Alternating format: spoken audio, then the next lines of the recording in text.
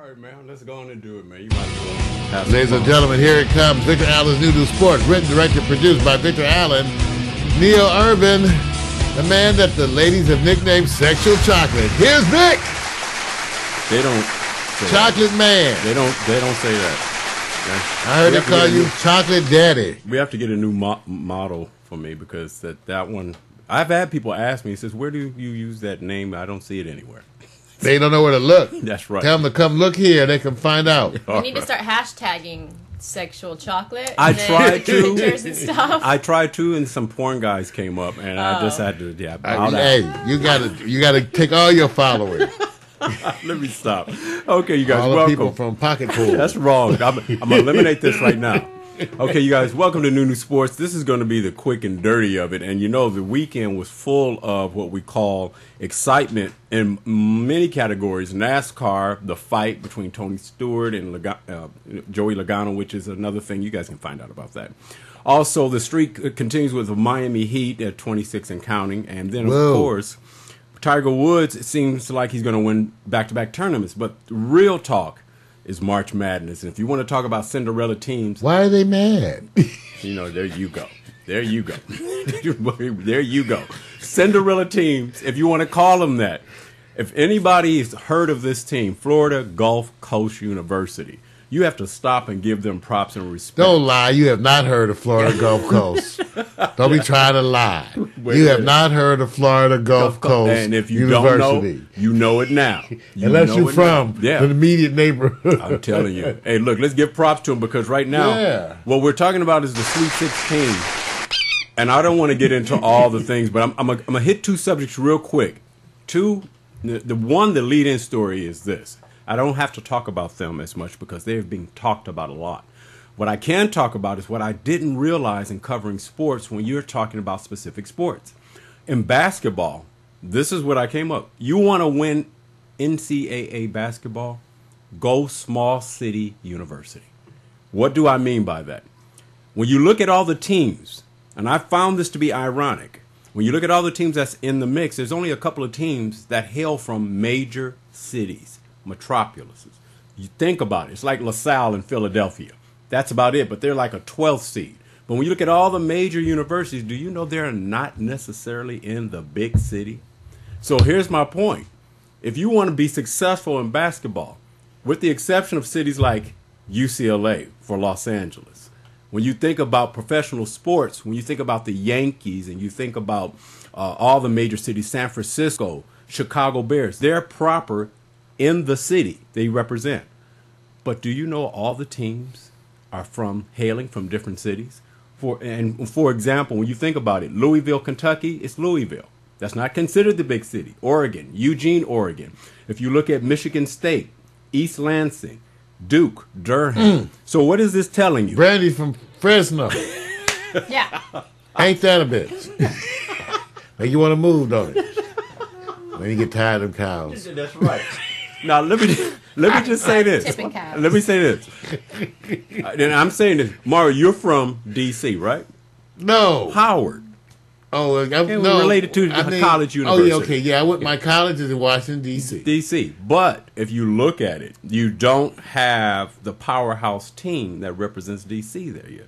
Can you think of one? Georgetown is out. Out. That's what I'm saying. So they're out. So here we are. And that's the only person. There's some people in the surrounding. Remember, we talked about outside of D.C., the small schools. That's right. Again, that's your same point. The small schools outside of D.C. in Virginia is the ones that come to mind, okay? So when you look at it, what I'm saying here is I find it ironic that if you're going to pull for teams and if you're going to go to a university, when you think basketball, you won't think, unless you're coming to UCLA, Los Angeles proper. You actually are going to go to a city. And I wonder if this is by design.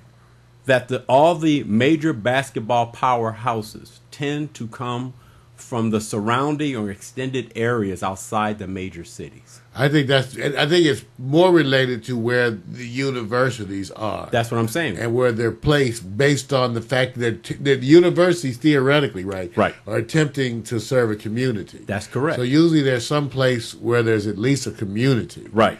Even though in many ways the university ends up shaping the town the towns that you named here, they are so much affected by the university in terms of commerce, focus. You know, it's like going to a college. Well, we just experienced that in Austin, right, which is the capital, right, and also where the University of Texas is, right. That's exactly. And so, like I said, you experience what a college does for a town. Yeah, and I was, as I go through it, look, and we're going to choose who we think, you know, later, maybe tomorrow, and get into the choices of who we think is going to make it past the Sweet 16.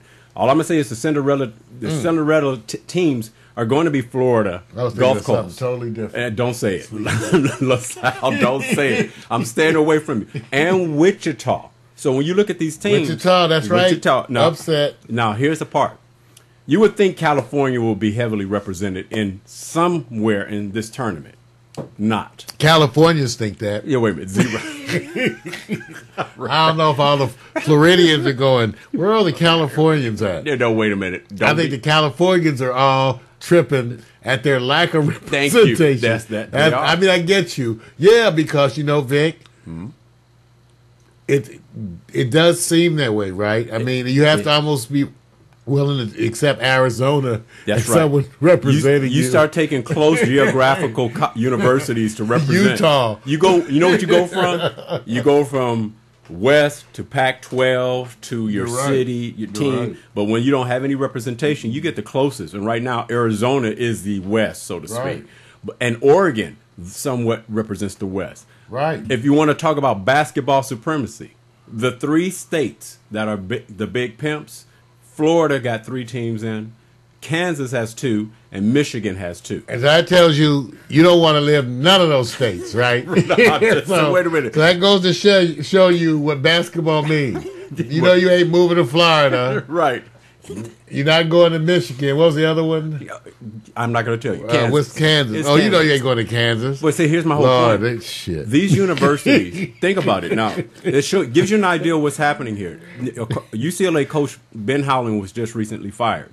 Their yesterday, right? Or today? Yes. You finally fired him? Finally fired him. Okay. Now, part of the system is that they had a lot of transfers leaving his school. Leaving L.A. Leaving L.A., man. That's speaking to the L.A. women. What's wrong with y'all? That's not Get on your job. Now, athletes leaving. They're supposed to be wanting to come here because we got the finest ladies. Okay, stop. Brandy, let me ask you something. I want you to keep... If you had to... when you think about a university that you say, hey, that's my community, what university would that be? Whether you attended it or not? For me? Yeah. Oh, goodness. Yeah, I don't feel connected to anyone. University, actually. Oh, what? Okay, when you were predominantly raised in an area, what was the university around you? Well, I was in Fresno or Clovis for high school, but then I attended San Jose City College for a little bit, and I grew up in San Jose. But. So she's a Fresno State Bulldog community person. No, but probably San Jose because San Jose was kind of happening. Yeah. San Jose was sort of happening. I went up there and hung out a little bit. And San Jose is being listed as a bigger city. It's not a small city. It's a college town again. That's right. And they're hooked up. Yeah, because I went up there. They had their whole little group of people promoting stuff around the college even back then. That's right. Yeah. Now I want you guys to take a look at this picture, and I want you to just hold that thought. Okay. Because the next subject is going to tie into something more important. I had to give respect to March Madness and the teams because, I mean, that's where everybody's going to be flowing. Okay. But there's a person missing in this picture. Oh. All right. So when Mario moves down to the next subject, it's going to be called Win Top Model with Taco Bell and Krispy Kremes on first date, Coach. Now, I want you to understand. Win top model. Mario, you can go on down even further. Go down further. Going further because I want you to understand when you think of Gulf Coast, a university that just got qualified to be in the NCAA Division I tournament a few years ago. So here they're making this statement. And the coach, we're talking about the man, says, you know, my first date, how did I win? My top model. I won with taking her on the first date to Taco Bell and going to get some Krispy Kremes. So, now, I want you to understand something here, Mario, before we go here. Is it plausible that in L.A., on a first date, that you can take a woman like Brandy on a first date to Taco Bell and Krispy Kremes? I like Krispy Kreme. Not the first date. Not the first date? No, but they're cool. Maybe the third date. Wait a minute. Ask Brandy. I'd go to Krispy Kreme for dessert. Taco Bell? Not Taco Bell. I ate Taco Bell like in high school. I don't think I've gone back See? there. See? Krispy Kreme for dessert. After you had a wonderful dinner with charming conversation. Right now, let me and a wonderful restaurant. Then you might say, "Hey, let's go to some Krispy Kreme." And I want Mario's going to chime in with his wit. I know that, but I'm going to have Mario listen to Brandy because this is how the story goes. Now, Florida Gulf Coast. If you go down to the next picture, Mario, of course you already see it there at the bottom. He looks extremely happy. Now, of course, his name is Andy Enfield. He sweeps away Amanda Markham, who is used to being in the spotlight, having been on the cover of Vogue, Maxim, and Elle. That's not to mention her Victoria's Secret. Now, imagine, he wrapped this woman up at a school that wasn't Division I, being a newbie coach that nobody knows about. I'm not sure what you mean. Yeah, don't. Wait, you say wrapped him up, or you say they're married? They're married. Okay, because that's why I said I wasn't understanding what. Well, wrapping up somebody is they're married. Yes, they are. She married him. She married him. She didn't need his money. What is going on here? See, wait a minute. She must be in love. See this. Wait a minute. Stop. See, this is the part I'm saying. Everybody's tripping, going, wait a minute. Here's a coach, an unknown coach, nobody ever heard of, from a school that just in 1997 submitted to be in the NCAA Division I competition. They didn't jump in until 2 years ago. And here he is making a statement as a Cinderella team, and they just learned, oh, you have a top model? How did you get her? Mm-hmm. And, of course, the first date says it all. That is a man who says, I win the old-fashioned way. Brandy, you're not. I'm still in shock. You're not. Wait, are you trying to figure out how he won her? Yes. And you don't believe in love, do you? Got a big dick. I believe in love, but I don't get that one. You don't get it. Diver. Yeah, I stay my Ooga. Well, wait a minute. See the part is I want to say she had daddy issues, but they're happy, have children. He doesn't look that well. How much older? And here's the other part. She gave up her career. Well, now, Brandy, I understand that. I mean, you know, have a family and stuff. Look at she's not even. Wait a minute, Brandy, you're not celebrating your family in the way you said. You know, it was. You're not. You said, "Good luck, girl." Right. So let me just close the story out on this one. Sad. The message is that Cinderella team has a Cinderella coach, and Cinderella went off with him, riding high without having to pull out that big checkbook. Mario, are you for that kind of Cinderella story, man? I'm ready to meet a woman who could maintain me in the manner in which I become a customer. Which I don't know what the hell you mean. Wait a minute. It sounds maintain me. Wait a minute. Are you saying it can't? I'm saying I believe in the fantasy too. You believe in the fantasy? I believe in the fantasy too. Brandy, I am shocked that you're the person here who says, "Not me." Not me. Not me, Holmes. Don't even get it twisted, she's right? She's a little jaded right now. Yeah, exactly. That's why she's on the Millionaire Matchmaker.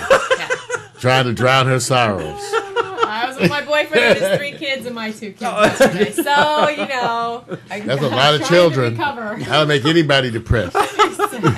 Hey, you guys. I wanted to let you know that there are dreams, and this story ends off with my new sports, that dreams do come true. Congratulations to Andy. Amanda, your score just went up tenfold. Mario, I'm out of here, man. All right, everybody. That's cold, man. Victor Allen's new sports. Hot. Neil Irvin, written, directed, and produced by Victor Allen. If you want to find out more, write him.